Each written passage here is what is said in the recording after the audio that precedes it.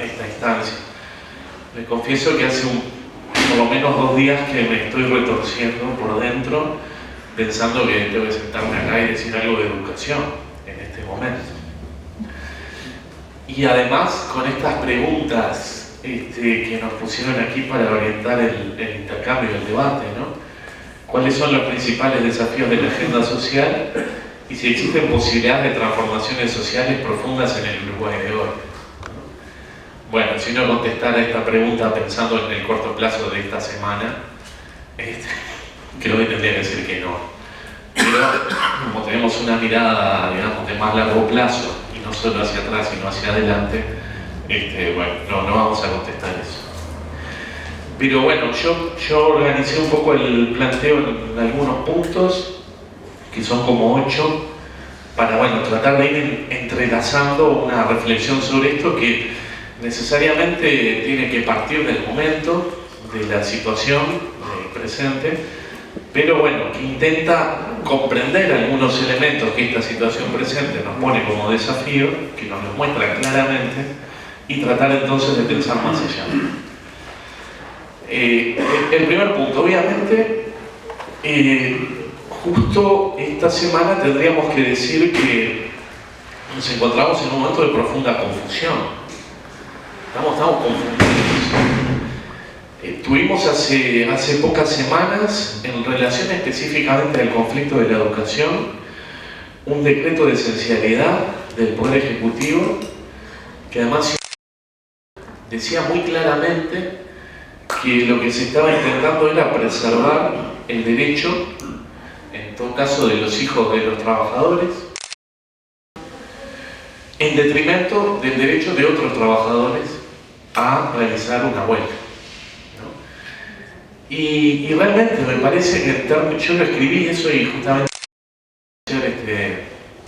salió allí la columna. Me parece que desde el punto de vista de la izquierda pensar esto en estos términos es inaceptable, absolutamente inaceptable. No tiene ningún sentido pretender que nosotros vamos a poner en escena esta disyuntiva o esta falsa disyuntiva, porque en verdad me parece que estamos planteando obviamente más la discusión, ¿no? Pero sin embargo esto ha sucedido y hay que tratar de comprenderlo y de pensarlo. Porque si sucede es porque en definitiva existen unas ciertas situaciones y algunas concepciones que en definitiva, bueno, entienden que esto puede ser parte de un menú en un gobierno de izquierda. Y si no nos detenemos a pensar esto, parece que estamos muy complicados. Y bueno, si teníamos que agregarle alguna perlita, digamos, a esta confusión, se produce hace 2 noches el desalojo del edificio de Pluna, del Codicen, del cual, bueno, ya se ha hablado mucho y se ha discutido mucho, y que a mí simplemente me genera una reflexión, ¿no? ¿Cómo es posible que no seamos capaces, de algún modo, como fuerza en el gobierno y como responsables de la educación de este país, de establecer mecanismos de diálogo con un conjunto de adolescentes que en definitiva son educandos, ¿no? Y que estaban en una situación que no puedo dejar de entender como una situación que habría una posibilidad educativa, ¿sí? Y que evidentemente hacía necesario poner allí un gran esfuerzo para la superación, más allá de todas las manijas y de todo lo demás que está en la vuelta y que todos sabemos, pero que justamente porque lo sabemos no deberíamos ponernos en una situación que permita que eso cobre relevancia, ¿no? Parece como un error estratégico evidente, pero además a mí en realidad lo que más me preocupa es la relación con estos adolescentes, con estos jóvenes. Que una fuerza izquierda en el gobierno no sea capaz de establecer un diálogo, de lograr ciertos acuerdos y sobre todo, bueno, de darle los tiempos a esto que fuera necesario, ¿no? Y por supuesto, como decía Liliana, en la noche no se entiende, realmente yo no puedo entender esto. Ahora, si intento explicarme un poco cómo es posible, digamos, que estas cuestiones que para mí son como analizadores que están ahí, intentar pensar un poco cómo es que esto es posible, me parece que hay que decir una cosa con bastante claridad. La izquierda, el Frente Amplio en particular, en nuestro país, carece, no tiene un proyecto político pedagógico coherente. Tenemos un proyecto político pedagógico. Y a mí me parece que hay que decir que en nuestra interna coexisten dos perspectivas que yo voy a caricaturizar a propósito, para no quedarme con ninguna, ¿sí? Que una podríamos llamar tecnocrática, que cree que, bueno, que la educación puede ser gestionada a través de expertos que van a realizar, digamos, sus planificaciones y demás, y que allí los docentes luego tendrán que llevarlas a la práctica. Tenemos esto en la izquierda. Y otra que con el mismo afán, digamos, caricaturesco, llamaría populista. Es decir, bueno, otra perspectiva que cree que no, que los procesos tienen que ser con los actores, con la participación, etcétera, etcétera. Y que allí se van a procesar los cambios. Les pongo esos nombres, digamos, que son de caricatura, pero simplemente para tratar de mostrar que nosotros tenemos esas dos posiciones. Si ustedes se van a leer el proyecto de ley presupuestal que presentó la ANEP al Parlamento, de la ANEP, sobre todo el tomo 1, que es la exposición de motivos, van a encontrar allí entreveradas estas dos concepciones. En algún momento se bandea más para un lado y en otros más para el otro. Lo que difícilmente encuentre sea una estructura coherente de un proyecto político-pedagógico de transformación de la educación uruguaya. Esto a mí me parece que es un tema, es un problema, y que es algo que amerita que discutamos, digamos, sin tapujos, ¿no? Y quizás recordar que tenemos un documento, que es un plan de gobierno, que fue producto de un largo trabajo de discusión, y que parece ser que en estos días es un gran olvidado. Sí dicen unas cuantas cosas, pero no está siendo presente tampoco. Ahora, yo traería la discusión por este lado. ¿Qué hace un sistema educativo? ¿Qué hace socialmente? ¿Qué produce un sistema educativo? Un sistema educativo, ahí conjugando, digamos, distintas perspectivas conceptuales, podríamos decir, hace tres cosas. Por un lado, distribuye, ¿sí? Distribuye saberes, distribuye pautas de conducta, distribuye habilidades, reparte. Un sistema educativo reparte, ¿sí? Primer punto.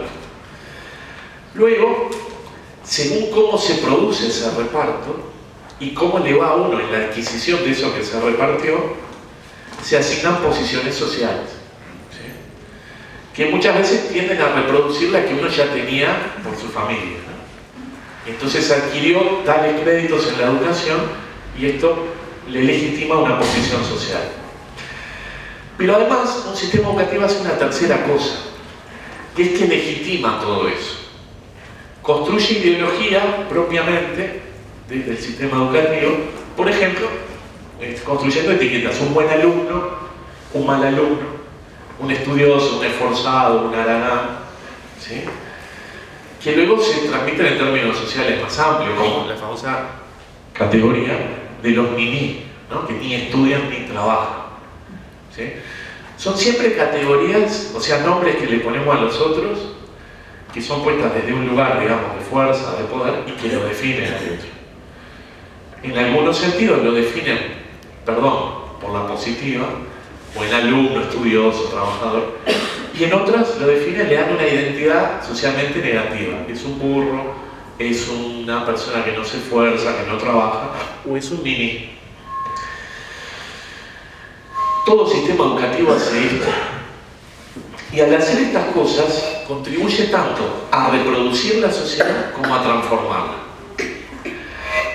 La pregunta, que me parece que no nos estamos haciendo con claridad, es a favor de quiénes el sistema educativo uruguayo hoy está cumpliendo con sus funciones. ¿Quiénes son los que se favorecen por esto y quiénes son los perjudicados por esto?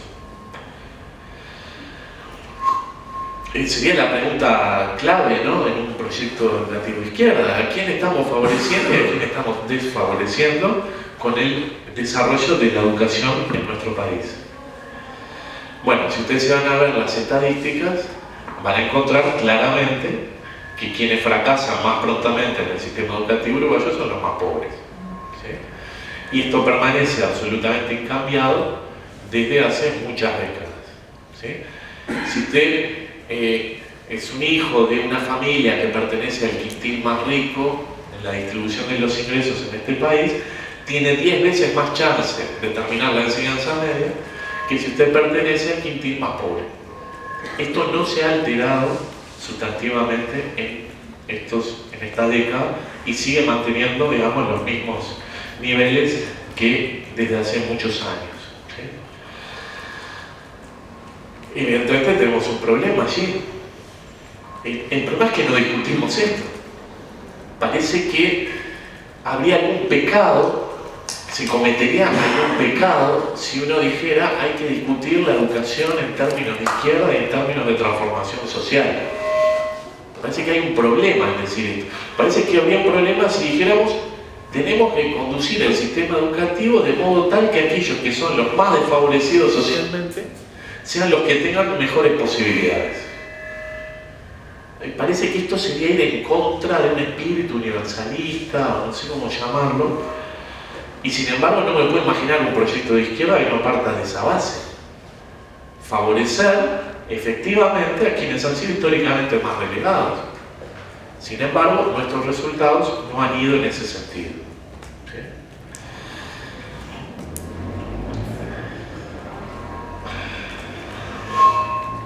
Bueno, hace unos ruidos. ¿Sí? Es por la orientación con es por la... Ahora sí. No, es por la situación. Parece que es el... Acopla acopla o quizás uno dice cosas inconvenientes.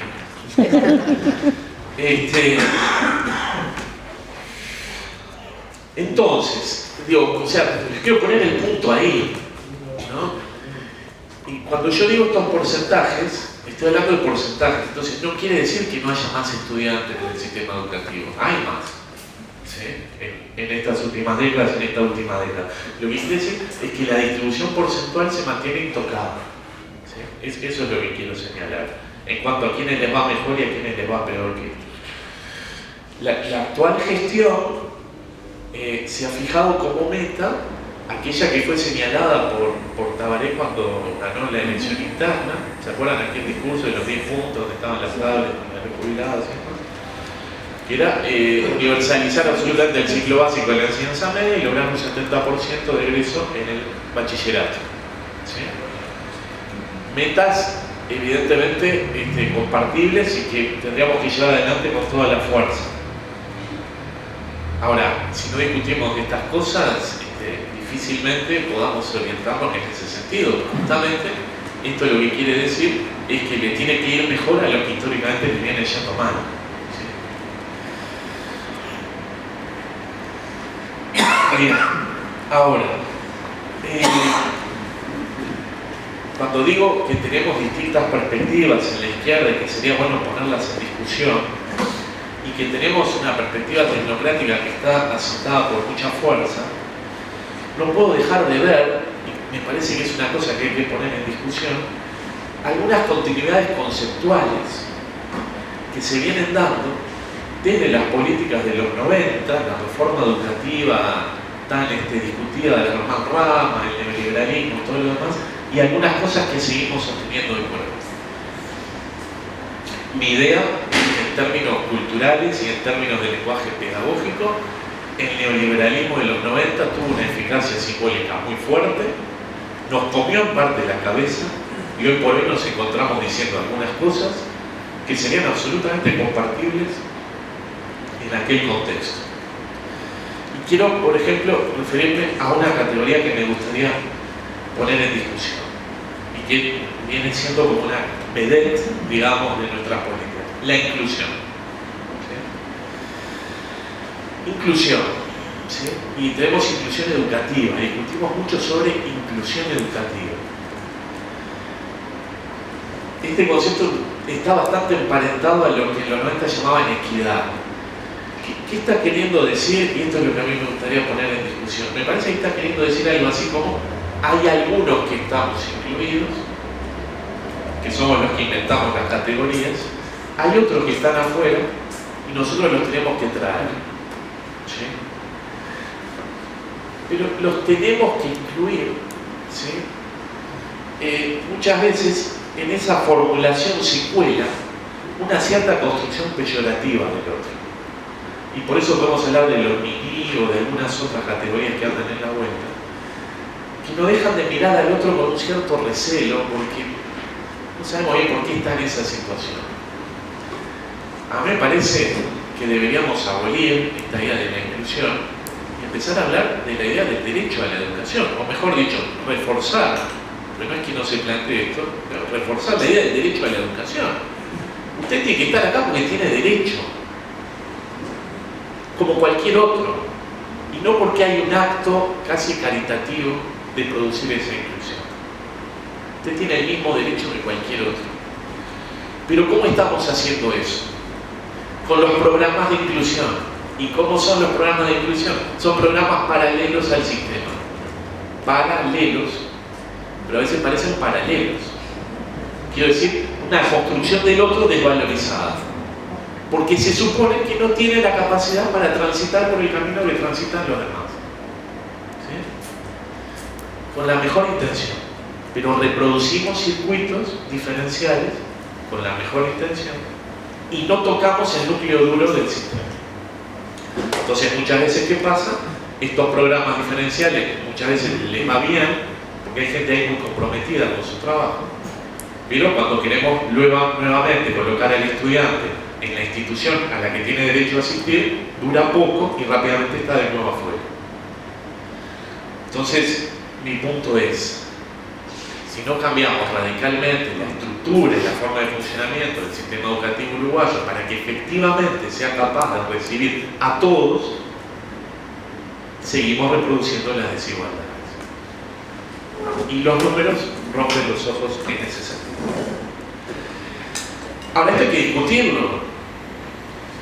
Hay que ponerlo en discusión. Es decir, este modelo educativo, esta forma de concebir la institución y los procesos educativos, expulsa a los grises de los sectores populares. Hay que decirlo y ponerlo en discusión. ¿Y por qué los expulsa? Bueno, discutamos esto. Pero seguramente necesita cambiar. ¿Sí? Ahora, el cambio está sucediendo hoy, pero no por efecto de las políticas educativas. El cambio está sucediendo hoy por efecto de colectivos docentes que están construyendo otras experiencias. Que no, y no me estoy refiriendo al Liceo Jubilán y al Liceo Providencia, que paradojalmente son los que a veces son mencionados por nuestros compañeros como ejemplo. Me estoy refiriendo a escuelas públicas en los barrios más pobres de la ciudad de Montevideo y en lugares del interior del país, que están alterando la estructura de funcionamiento de forma tal de construir instituciones en las cuales los niños encuentran mayor sentido y o aprenden. Y no tienen deserción, bajan la repetición radicalmente, generan buena relación con la comunidad y producen una serie de procesos que son bien diferentes. Y se acercan a lo que uno diría, bueno, ¿y por qué no esto? ¿Sí? Bien. Estamos ahí para redondear. Bueno, entonces, una de las cuestiones que yo quiero decir es que me parece que una política educativa en un gobierno de izquierda tiene que estar menos preocupada por los planes a nivel macro y más preocupada por mirar lo que pasa en las instituciones educativas y aprender desde allí. Siempre me acuerdo de Miguel Arroyo, un gran pedagogo brasilero, que decía, o dice, quienes hacen la política educativa debieran molestar lo menos posible a los que están trabajando, que son los docentes y los educadores. Bueno, me parece que nos está costando un poco esto. Finalmente, tenía varias cosas más así reveladas, pero quiero decir dos más y termino. No llego a esas 8, pero bueno. De algún modo el sentido que yo quisiera establecer, que me parece que de lo que se trata y lo que no estamos dando es una disputa política en términos de la construcción de una hegemonía, en términos pedagógicos, en lo que tiene que ver con poner claramente sobre la mesa qué queremos hacer con la educación, a favor de quiénes y por qué caminos. ¿Sí? Y como decía Lilian, lo constitutivo de lo social es el conflicto. Entonces, por supuesto que tiene que haber conflicto si uno quiere cambiar la educación. Pero tengamos un conflicto por algo que valga la pena, que sea transformarla radicalmente. Y no este conflicto que estamos teniendo. Yo preferiría mil veces, sean los compañeros, se puede perder una elección, yo preferiría perderla, porque estamos intentando transformar algo, ¿sí? Y no perderla intentando administrar lo que está sucediendo. No veo ninguna disyuntiva en esto, ¿sí? Pero hay que encarar esos procesos de transformación. Y una de las primeras cuestiones que pondría sobre la mesa, entonces, se trata de una disputa ideológica. Y la ideología existe, hay que recuperarla y ponerla arriba de la mesa. No comernos la pastilla, en este sentido, desnaturalizar toda forma de desigualdad. No hay ninguna desigualdad que sea natural.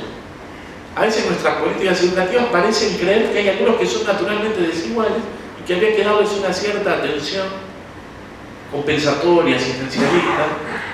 Esta es una discusión ideológica de fondo. Reubicar la idea de igualdad en el centro de la discusión educativa. ¿Y cuál es la idea fundamental de igualdad? Diría yo que tendríamos que poner ahí arriba de la mesa.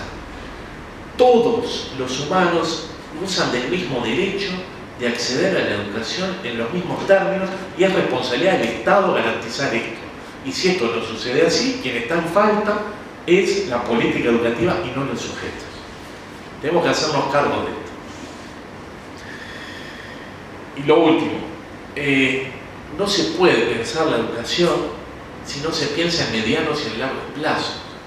Nosotros seguimos haciendo planes a 5 años, ahora en realidad a 2, para ver después cómo podemos seguir.